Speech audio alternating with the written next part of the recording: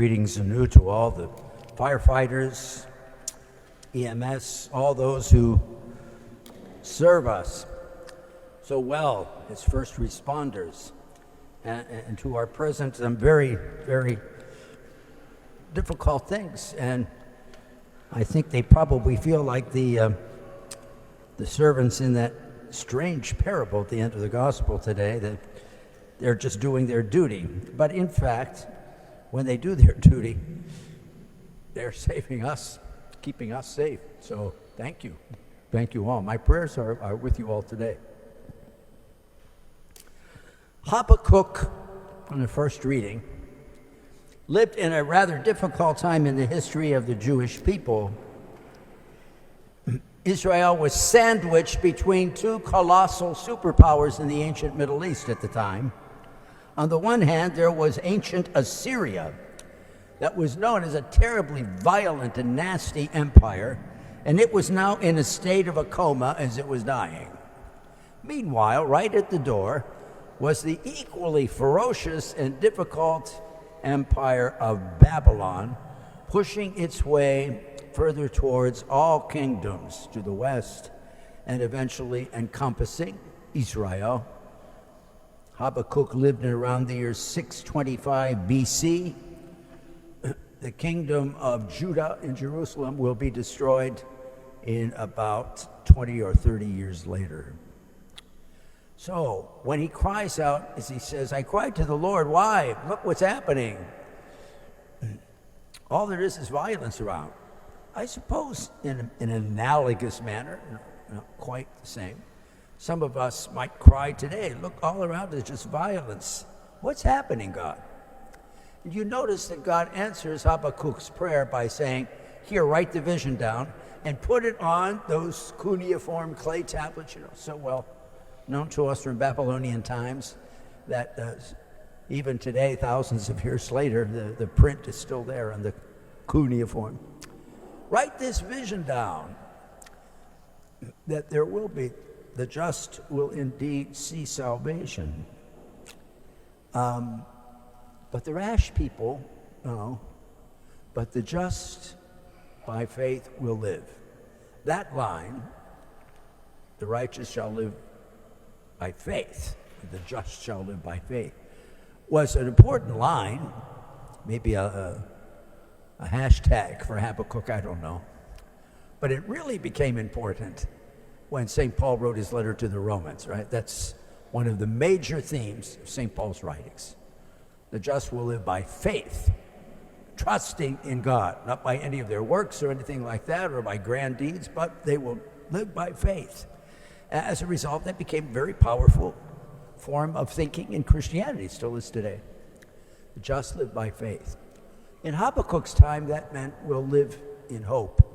We'll live that no matter what happens, God is always in his writing history, his way, and we need to be patient to see his way working out.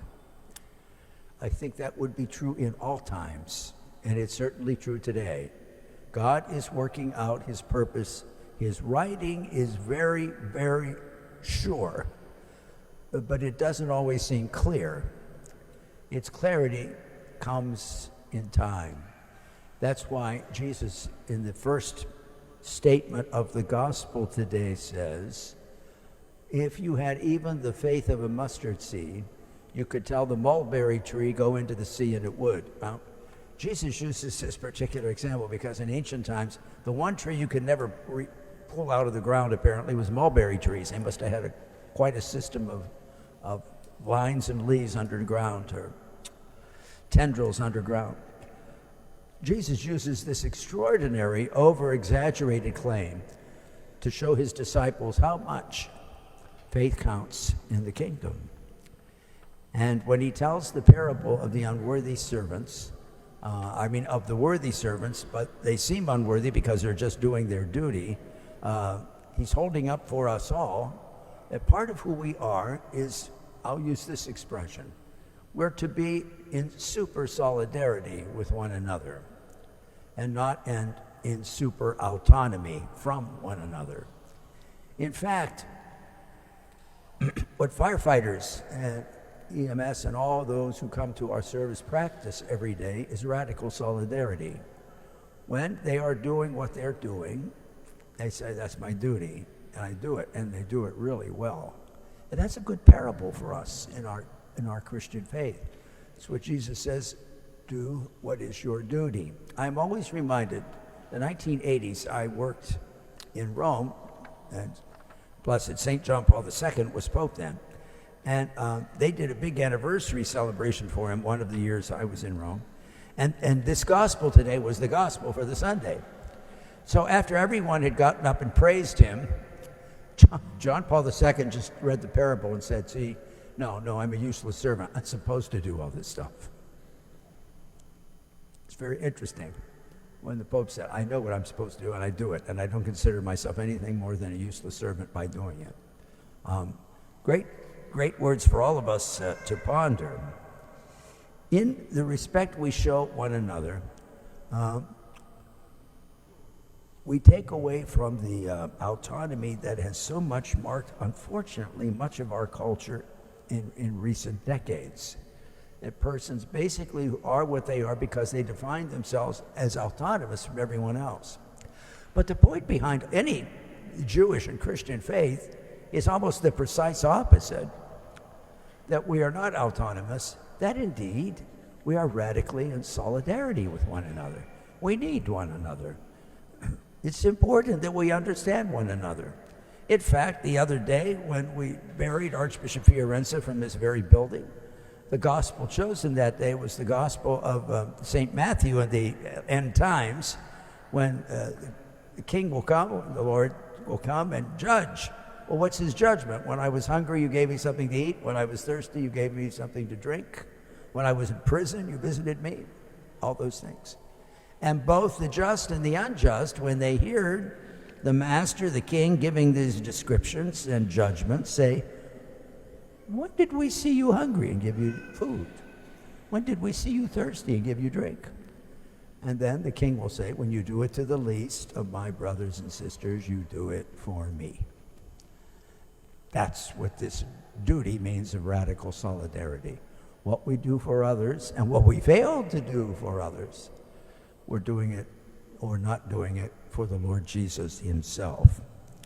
In our own church in October, we celebrate Respect Life Month, and the point behind the Respect Life Month is indeed solidarity, that we do not live apart from one another.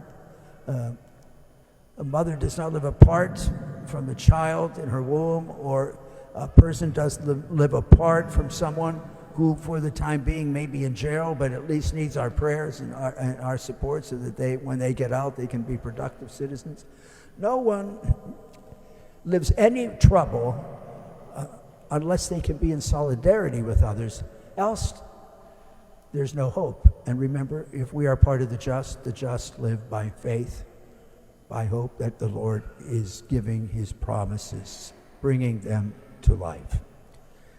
And so on this important date for our firefighters, I would ask all in this congregation and throughout the diocese here, it's a big enough place. I mean, there's a 1.7 million of us, and if you take all the other Christian believers, there's 4.7 million or so, and then all believers or whatnot.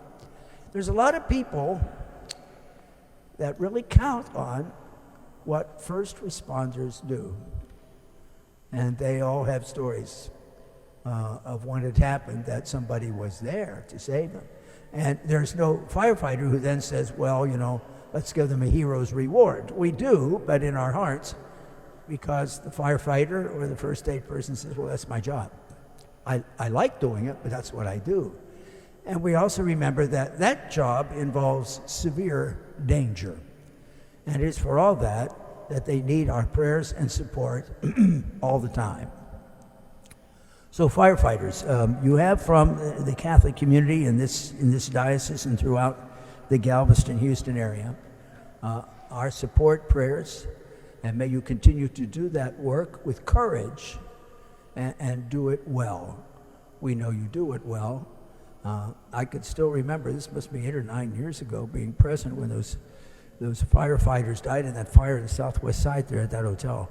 it was remarkable to speak to so many firefighters then, the deep pain that they felt, and yet at the same time, this is what we will do and continue to do. So, firefighters, thank you very much.